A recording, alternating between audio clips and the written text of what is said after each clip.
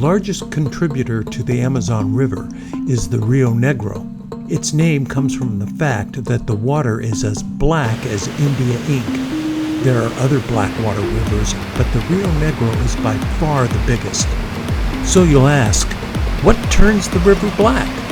In the areas where the river originates, there are dense forests. When leaves and other plant materials fall into the river, they decompose. This decomposition process produces humic acids, which are dark in color. When these acids mix with the water, they turn the river black. The Rio Negro has no sediment, is acidic, holds few nutrients, and for years was called the Hunger River. But there are over 700 species of fish and a thriving turtle population. It is considered one of the most biologically rich areas on the planet.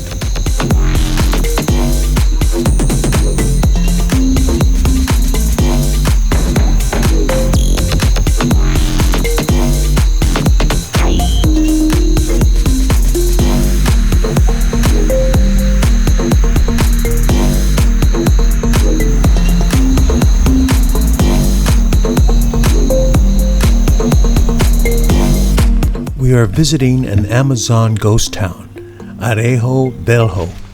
It's located about 180 kilometers upstream from Manaus. There was always a group living here. First the Indigenous people, then the Jesuits, and then the Portuguese.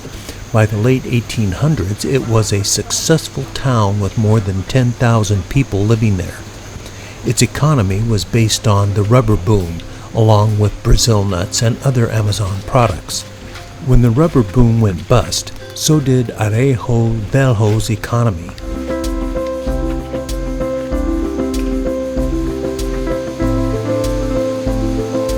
This fruit here, or the tree, is called genipapo with a G. Genipapo, genipapo. G-E-N-E-P-A-P-O. Soft. Genipapo. And genipapo is known in English as the iron fruit as well. So this is all laying long time on the ground. But when it's fresh from the tree and you cut it, then you can press out a clear liquid, a clear juice. This clear juice, sometimes people making liquor with it, put some alcohol in it and drink it as a liquor.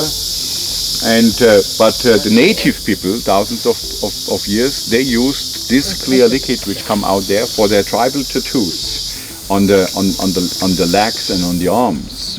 Because that clear liquid, when it goes on the skin, after 20 minutes, 30 minutes, it gets dark brown, nearly blackish, and stays like a henna tattoo for weeks, sometimes for 2 months, until it starts to get clearer. And you can wash as much as you want, it will not get waxed, like a henna tattoo. Yeah?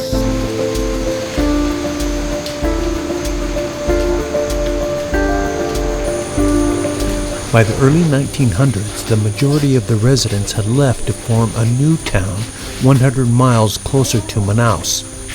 The Rio Negro was left to the mercy of the jungle. Today there is only one resident, a Japanese immigrant named Nakayama. He has been subsisting there since 2001, living in a dirt-floored hovel. He maintains the crumbling buildings, particularly the cemetery, with stones that are no longer readable.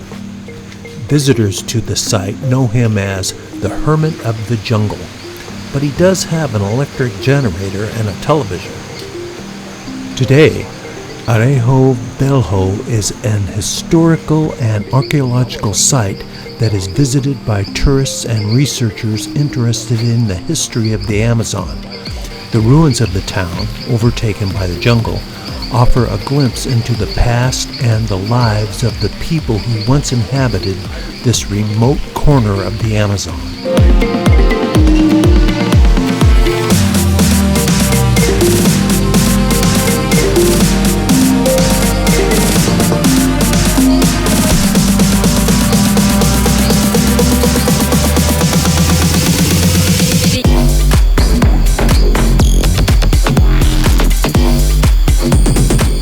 Upper and Middle Rio Negro, There are approximately 732 villages, varying in size from small settlements inhabited by only one couple to large villages scattered all along the river.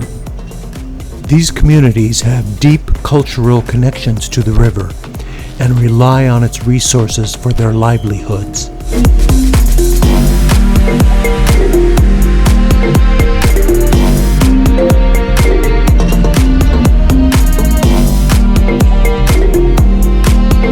We're heading back to the boat because our captain forgot to hit that subscribe button, but you can do it for him.